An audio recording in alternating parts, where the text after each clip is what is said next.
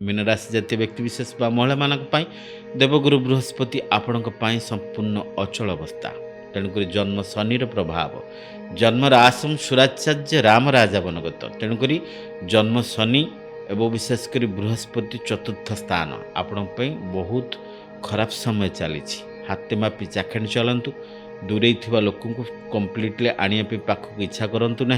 और विशेषकर थाना कोर्ट कोर्ट कचेरी प्रति सतर्क रुहतु। पारिवारिक सुख संपर्क ठारू दूरे रुहतु एवं पितृमातृ स्वास्थ्य प्रति जत्नवान हुंतु। बेकारी ठारू आपण निश्चित जोटे भोग करेंगे। मानसिक दुख जंत्रणा देखादेव। व्यवसाय वाणिज्य कुठारघात हम बाकी पड़ो। बकेया राशि हस्तगत हम ना। कहीं अजनाशुणा लोक दाऊ साधे स्वास्थ्य जनित पीड़ा भोग करेंगे। वर्षर शेष भाग आड़िकी आपण किसी मानमनांतर जोग जानवाहन त्रुटि मूल्यवान सामग्री नष्ट छात्र छात्री मानकर भविष्य उपर किसी कुठारघात हम। गृहिणी माने रोगाग्रस्त जीवन काटबार सक्षम हेबे। तथापि जगी रखी चलतु। खूब सतर्क सावधान समय शुभ फल पाइबापी ए वर्ष सारा प्रातः स्नान पर हलदिया रंगर वस्त्र पोशाक को परिधान करंतु।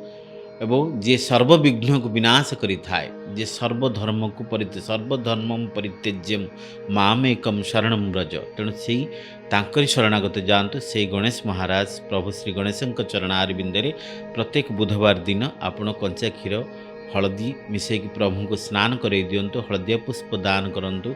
हलदिया लड्डूटे भोग लगे दियंतु। ओम एक दंताय विद्महि लंबोदराय धीमहि तन्नो दंते प्रचोदयात्। ओम गं गणाधिपताय नमः नमः। ए महामंत्र जप करंतु। देखिए सकलरिष्ट खंडन हम। सर्वबाधा विघ्न दूरीभूत हम। प्रत्येक दिन प्रत्येक मुहूर्त एवं 2025 मसीहा आपण मंगलदायक हम।